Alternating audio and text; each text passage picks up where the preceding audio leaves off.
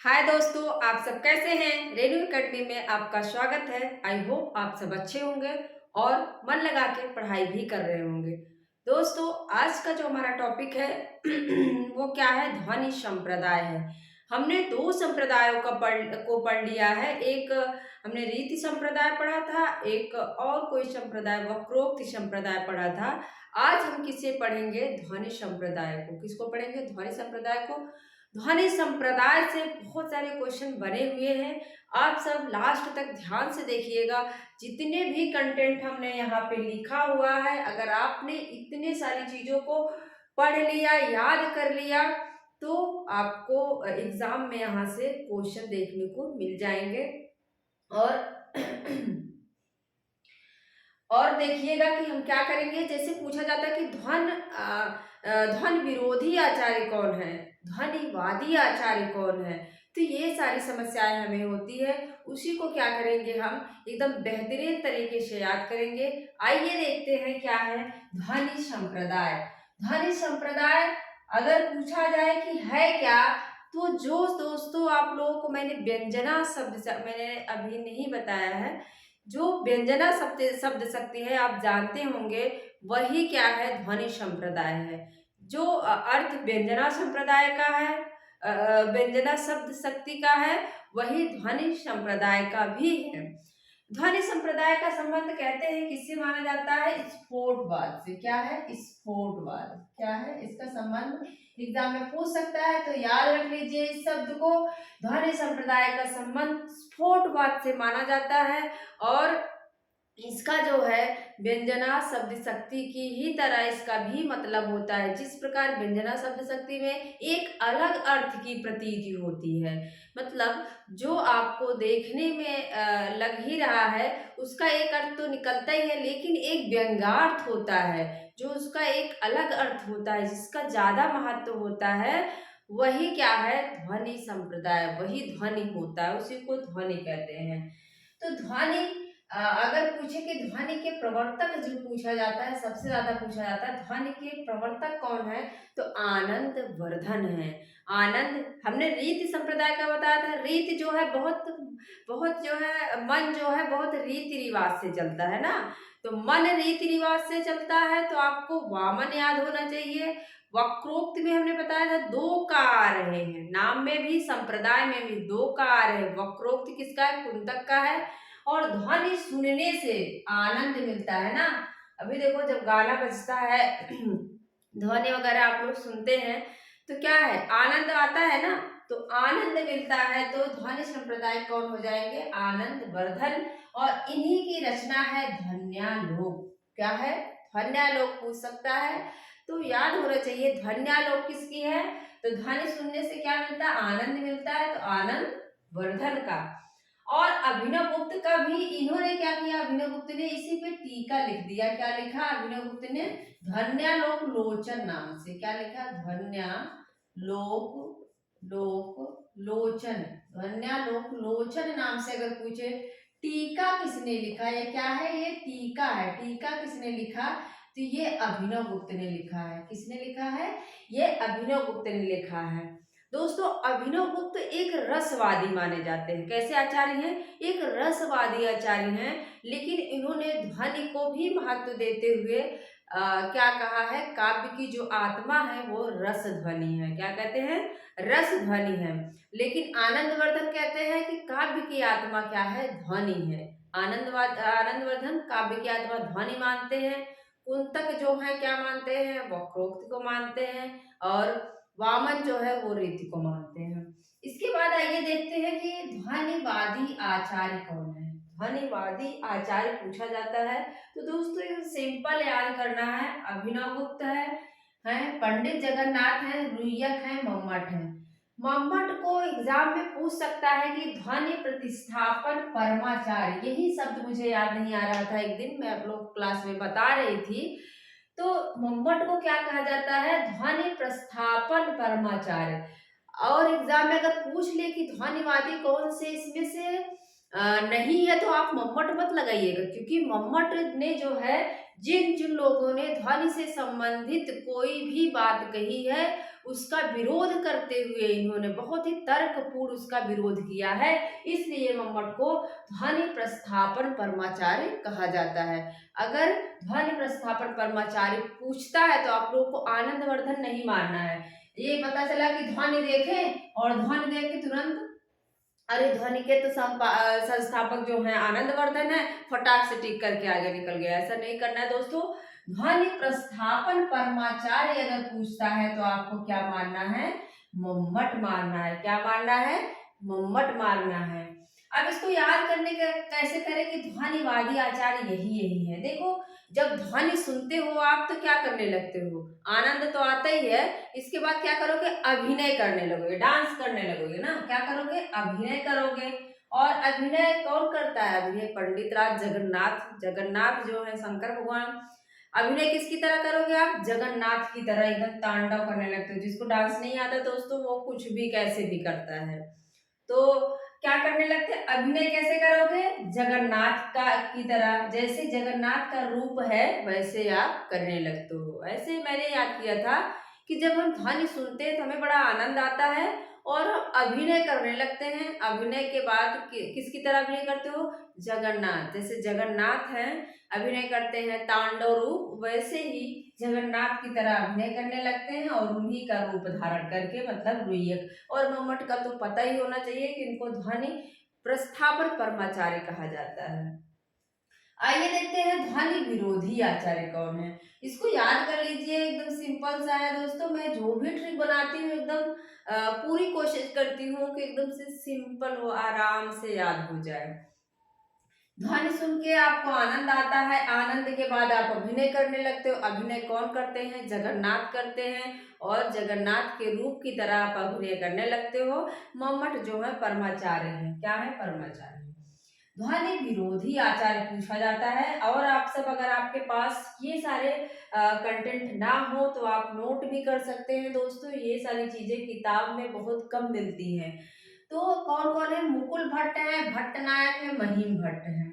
अब देखो, आपको ना ध्वनि विरोधी में कौन कौन मिल जाएगा? जब किसी का विरोध करना होता है तो आप भट्ट भट्ट की आवाज। अभी देखो कोई चीज का विरोध करना हो तो क्या करो? कुछ ऐसे हम बजाने लगते हैं ना, कुछ बजाने लगते हैं। तो हमने वैसे याद कर लिया था ध्वनि का विरोध। ध्वनि कैसे करोगे? भट्ट की आवाज। तीन भट्ट हैं इसमें, मुकुल भट्ट है, भट्ट नायक है, महीम भट्ट है। तो भट्ट वाले तीनों नाम क्या है? विरोधी आचार्य में आते हैं। ठीक है। इसके बाद क्या है? धनंजय। और धनंजय के ही वो ग्रंथ पे इन्होंने जो धनिक हैं इन्होंने क्या किया था? टीका लिखा था। तो धनंजय और धनिक एक साथ हो गए। इसके बाद कुंतक हैं और प्रतिहारेंदुराज हैं। कुंतक हैं और प्रतिहार मतलब ऊ की मात्रा इसमें भी है, ऊ की मात्रा इसमें भी है। आप याद कर लो कि तीनों भट्ट जो हैं वो विरोधी हैं। महीम भट्ट है, भट्ट नायक हैं और कौन है? एक मुकुल भट्ट हैं। ठीक है। भट्ट नायक का आप जानते होंगे कौन सी रचना? हृदय दर्पण। क्या है इनका? इनकी रचना हृदय हृदय इनकी रचना क्या है? हृदय दर्पण। और महीम भट्ट का क्या है? व्यक्ति विवेक। ये सारी रचनाएं पूछी जाती है दोस्तों, याद होनी चाहिए। क्या है? व्यक्ति विवेक इनकी रचना है। धनंजय की जो रचना है क्या है? 10 रूपक है। आप जानते होंगे 10 रूपक। तो धनंजय की ही रचना पे धनिक ने क्या किया है? टीका लिखा हुआ है। तो धनंजय धनिक एक साथ हो गए। और इसके बाद कुंतक प्रतिहारेंदुराज। कुंतक प्रतिहारेंद्र मतलब तीनों भट्ट ने विरोध किया। इसके बाद कौन है? धनंजय और धनिक है, कुंतक है और प्रतिहारेंदुराज, दोनों ऊ की मात्रा है। आनंदवर्धन ने देखिए कितने प्रकार माने हैं, पूछ सकता है। तो इन्होंने ध्वनि के 3 प्रकार माने हुए हैं। ध्वनि काव्य, गुणीभूत काव्य और चित्र काव्य। कभी कभी पूछा गया है कि ध्वनि काव्य को जो उत्तम काव्य है उसे किस नाम से जाना जाता है? तो ध्वनि काव्य। या फिर मध्यम काव्य जो है उसको गुणीभूत व्यंग्य कहा जाता है या काव्य कहा जाता है। चित्र काव्य जो है वो अधम काव्य होता है। देखो आप सब, जैसे आपने रीति पढ़ा था ना, जैसे आपने रीतियां पढ़ा हुआ था, कौन कौन सी थी? अभिधा नहीं, रीतियां कौन कौन सी थी?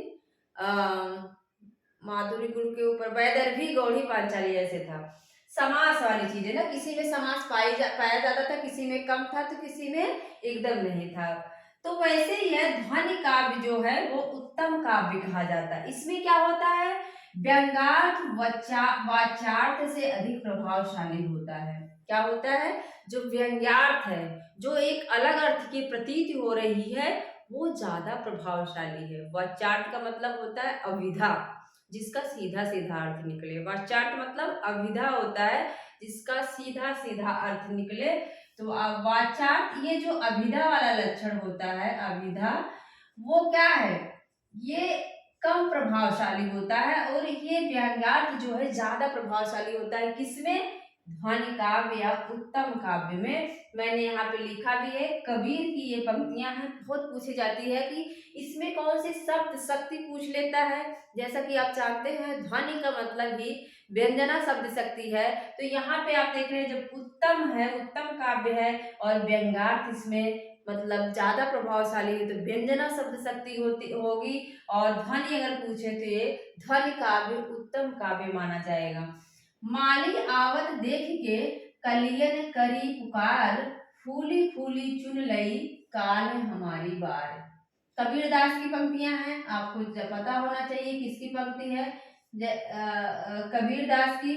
कबीरदास जो है ना, वो बहुत अच्छी अच्छी बातें कहते हैं। उनके दोहा चौपाई साखी को पढ़ के देखिए, अच्छा लगता है। क्या है, माली आवत देख के कलियन, एक तो इसका सीधा सीधा अर्थ है, माली को आते देखकर कलियन करी पुकार। जो कली थी अभी, जिन जो फूल नहीं बनी थी, वो पुकारने लगती हैं, बात करने लगती हैं कि फूली फूली चुन लई काल हमारी बार। मतलब जो फूल हुआ था, जिस जो फूल खिल गया था, उसको माली ने चुन लिया, कल हमारी बारी आएगी। एक तो अर्थ ये सीधा सीधा निकल गया, अभिधा वाला वाच्यार्थ। लेकिन जो उसका प्रभावशाली अर्थ है, व्यंग्यार्थ, वो क्या है, माली आवत देख के। इसमें क्या है कि माली आवत देख के कलियन करी पुकार। यहाँ पर कि यमराज जो है, जो क्या होता है, एक अपना मृत्यु का समय होता है, वो कहने का मतलब है कि माली आवत देख के कलियन कली करी पुकार, फूली फूली चुन लई काल हमारी बार। मतलब जिनकी मृत्यु आज हो गई है, उनकी तो हो गई, और एक न एक दिन हमारी भी आ जाएगी। काल हमारी बार मतलब हमारी भी मृत्यु जो है नजदीक आ रही है, हम उसके पास पहुंच गए हैं। माली आवत देख के मतलब मृत्यु को अपने नजदीक आते हुए देखकर क्या है, कलियन करी पुकार। हमारी आत्मा जो है वो पुकार रही है, कह रही है, फूली फूली चुन रही काल हमारी बार। और जिसकी मृत्यु होने वाली थी उसकी हो गई, और अब हमारी बारी आने वाली है, अब हम भी मृत्यु को प्राप्त हो जाएंगे। ऐसा इसका व्यंग्यार्थ है। यही क्या है, इसमें व्यंजना शब्द शक्ति है और ध्वनि काव्य है। गुणीभूत व्यंग्य जो है, गुणीभूत काव्य, इसको मध्यम काव्य कहते हैं। इसमें वाच्यार्थ की तुलना में व्यंग्यार्थ कम, मतलब इसमें वाच्यार्थ भी थोड़ा बहुत प्रभावशाली रहता है, व्यंग्यार्थ जो है वो भी थोड़ा बहुत रहता है। दोनों लगभग बराबर रहते हैं। इसका मैंने नहीं लिखा क्योंकि इसका उदाहरण उतना नहीं पूछता है। चित्र काव्य पूछा जाता है। चित्र काव्य को अधम काव्य कहा जाता है। इसमें क्या होता है, केवल वाच्यार्थ होता है, मतलब ये नाम का बस ध्वनि काव्य है।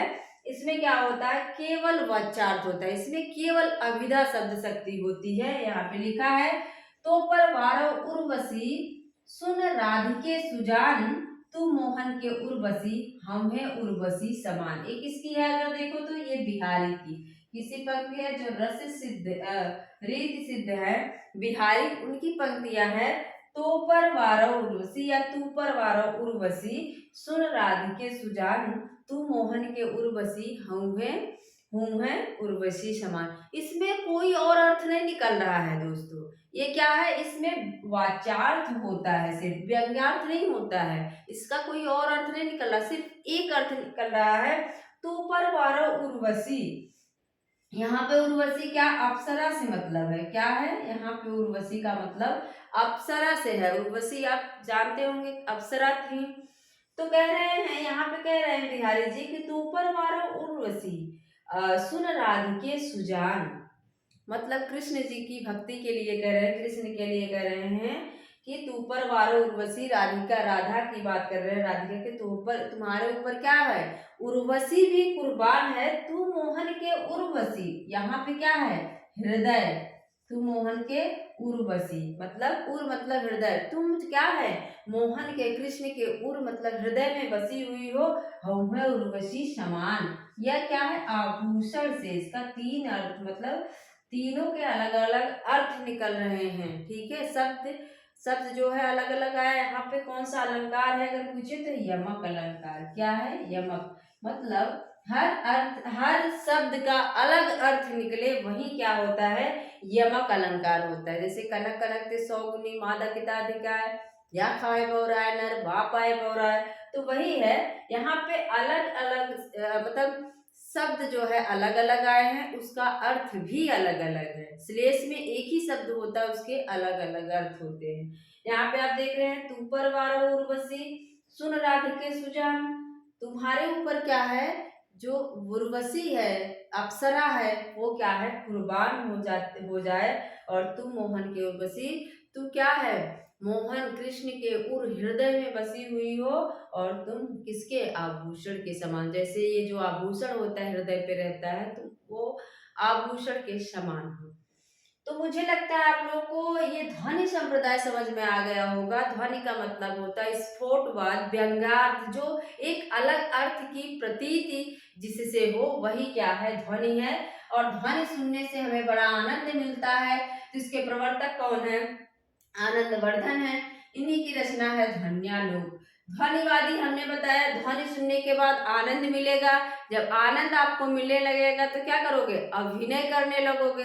अभिनय किसकी तरह करोगे, पंडित जगन्नाथ की तरह करोगे, और पंडित जगन्नाथ के रूप की तरह करोगे, जैसे उनका रूप दिखाया था यज्ञ।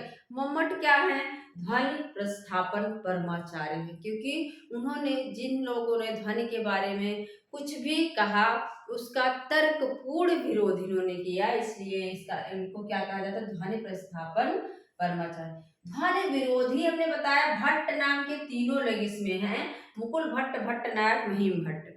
और धा धा से दो आ रहे हैं, विरोधी में भी धा आ रहा है, देखो विरोधी में भी धा आ गया, और धनंजय धनिक दोनों जो है विरोधी है। इसके बाद कौन है, कुंतक प्रतिहारेंद्र राज, दोनों में ऊ की मात्रा है, कुंतक और प्रतिहारेंद्र राज हैं, याद कर लीजिए।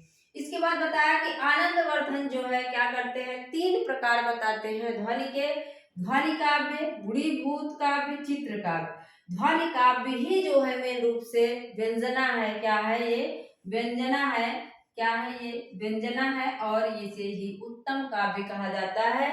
इसमें व्यंग्यार्थ जो है उसका महत्वपूर्ण स्थान होता है, वाच्यार्थ का कम होता है, मतलब कम प्रभावशाली होता है।